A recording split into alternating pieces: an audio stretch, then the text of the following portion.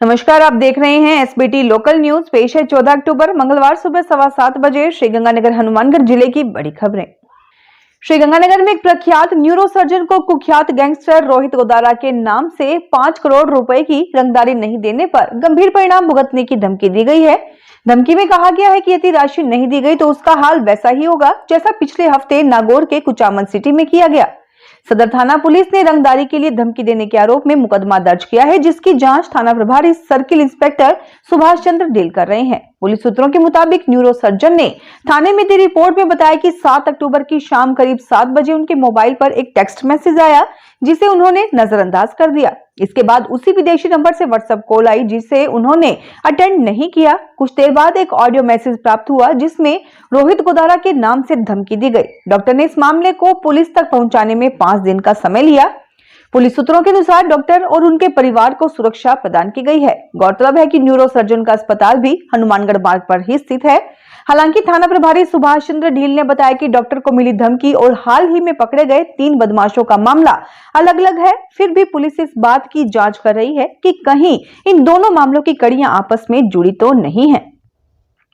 विदेश में छिपे कुख्यात गैंगस्टर की पहली टीम के पकड़े जाने के बाद भी श्रीगंगानगर के प्रमुख बीज व्यापारी और कॉलोनाइजर रविशंकर गुप्ता का पीछा नहीं छोड़ा गया।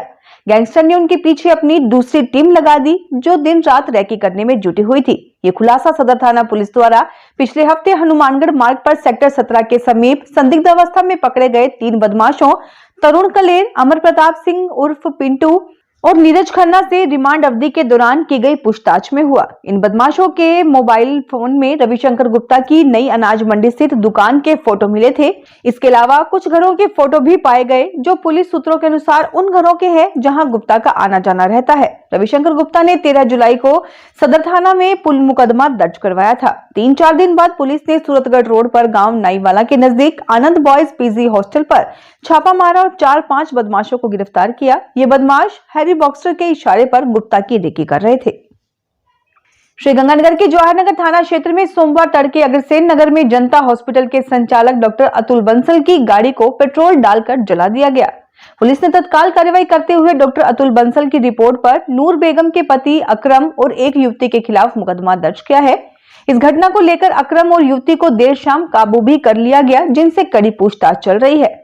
जनता हॉस्पिटल में फरवरी 2023 में डिलीवरी के लिए एडमिट करवाई गई नूर बेगम नामक महिला की कथित रूप से चिकित्सकीय लापरवाही के कारण मृत्यु होने की पुरानी घटना की रंजिश के कारण ये घटना हुई। घटना की जांच कर रहे मीरा चौक पुलिस चौकी प्रभारी सब इंस्पेक्टर दरिया सिंह ने देर शाम को बताया कि अकरम और उसके साथ पकड़ी गई युवती अमृतपाल कौल से फिलहाल पूरे घटनाक्रम को लेकर पूछताछ की जा रही है।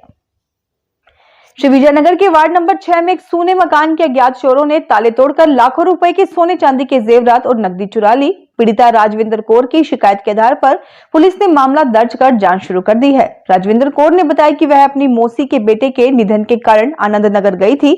लौटने पर उन्हें घर का ताला टूटा हुआ और सामान बिखरा हुआ मिला। चोरों ने अलमारी से 30,000 रुपए नगद, 1 लाख रुपए मूल्य के जेवर और एक स्मार्टफोन चुरा लिया। श्रीगंगानगर जिले के चुनावर थाना क्षेत्र में एक सिविल इंजीनियर का शव संदिग्ध हालत में गंग कैनाल की ए माइनर नहर में तैरता हुआ मिला।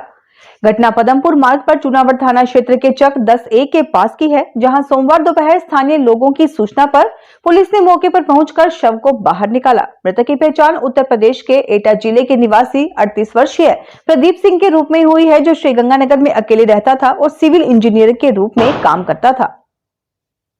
हनुमानगढ़ जिले के नोहर थाना क्षेत्र में एक अज्ञात वाहन की टक्कर लगने से बाइक सवार एक प्राइवेट बैंक के कर्मचारी की मौत हो गई। प्राप्त जानकारी के अनुसार गांव नगरासरी निवासी गोपीचंद शर्मा रविवार देर शाम को बाइक पर नोहर साहवा मार्ग पर जा रहा था। गांव आपूवाला में हनुमान मंदिर के पास किसी अज्ञात वाहन की टक्कर मार दिए जाने से वह बुरी तरह से घायल हो गया। बताया जाता है कि उसकी मौके पर ही मृत्यु हो गई। हनुमानगढ़ में दीपावली के मद्देनजर चिकित्सा एवं स्वास्थ्य विभाग ने सोमवार को जंक्शन क्षेत्र में खाद्य सामग्री का निरीक्षण किया। सीएमएचओ डॉक्टर नवनीत शर्मा के नेतृत्व में रिलायंस मार्ट, विशाल मेगा मार्ट और अन्य दुकानों की जांच कर 7 सैंपल लिए गए। इनमें मावा, मिल्क केक, चना बर्फी, शक्कर, घी और पतीसा शामिल हैं। निरीक्षण के दौरान रिलायंस मार्ट में मिली सड़ी गली सब्जियां और अवधि पार सामग्री नष्ट करवाई गई। डॉक्टर शर्मा ने व्यापारियों को स्वच्छता बनाए रखने और शुद्ध सामग्री बेचने के लिए निर्देशित किया। साथ ही उपभोक्ताओं से बिल सहित गुणवत्तापूर्ण वस्तुएं खरीदने की अपील की। श्रीगंगानगर जिला कलेक्टर डॉक्टर मंजू की अध्यक्षता में सोमवार को कलेक्ट्रेट सभागार में साप्ताहिक समीक्षा बैठक आयोजित हुई। उन्होंने निर्देश दिए कि त्योहार से पहले बरसात से क्षतिग्रस्त सड़कों की मरम्मत और साफ सफाई की व्यवस्था सुचारू की जाए। ग्रामीण और शहरी सेवा शिविरों में आमजन को जन कल्याणकारी योजनाओं का लाभ दिलाने पर जोर दिया गया। विश्वकर्मा पेंशन योजना में रजिस्ट्रेशन बढ़ाने और विद्युत तारों की मरम्मत करवाने के निर्देश दिए गए। डॉक्टर मंजू ने जन सुनवाई और संपर्क पोर्टल के मामलों का समयबद्ध निस्तारण सुनिश्चित करने पर बल दिया ताकि लोगों को वास्तविक राहत और संतुष्टि मिल सके। श्रीगंगानगर में महाराजा गंगा सिंह जी धरोहर संरक्षण संस्थान द्वारा उनकी जयंती के अवसर पर महाराजा गंगा सिंह चौक पर पुष्पांजलि कार्यक्रम आयोजित किया गया। संस्थान सदस्यों और गणमान्य नागरिकों ने पुष्पांजलि अर्पित कर श्रद्धांजलि दी। अध्यक्ष एडवोकेट प्रताप सिंह शेखावत ने कहा कि महाराजा गंगा सिंह जी ने 1927 में हिमालय का पानी सतलुज नदी के माध्यम से श्रीगंगानगर तक लाकर गंग नहर का निर्माण किया, जिससे रेगिस्तानी क्षेत्र हरा भरा बन गया। हनुमानगढ़ ब्लॉक की मीटिंग एएनएम प्रशिक्षण केंद्र में आयोजित हुई। बैठक में CMHO doctor Navneet Sharma, deputy CMHO doctor Akhilesh Sharma, BCMO doctor Kuldeep Brar सहित सभी डॉक्टर और नर्सिंग कर्मी उपस्थित रहे। डॉक्टर नवनीत शर्मा ने फ्लैगशिप योजनाओं पर चर्चा की, जबकि डॉक्टर अखिलेश शर्मा ने एएनसी, संस्थागत प्रसव, टीकाकरण कार्यक्रम और यूवीन पोर्टल की समीक्षा की। त्रिलोक शर्मा ने तंबाकू मुक्त युवा अभियान 3 के बारे में जानकारी दी। बीसीएमओ डॉक्टर बराड़ ने टीबी और एनसीडी कार्यक्रमों पर विस्तार से चर्चा करते हुए विभागीय समन्वय और जागरूकता बढ़ाने पर जोर दिया। श्रीगंगानगर में centre of Indian trade unions का 10वां जिला सम्मेलन देवनगर स्थित मजदूर भवन में आयोजित हुआ। इसमें सर्वसम्मति से 71 सदस्यों की नई जिला कमेटी और 25 पदाधिकारी चुने गए। मोहनलाल अध्यक्ष, हरकेवलदीप सिंह महामंत्री और कृष्णलाल कोषाध्यक्ष बनाए गए।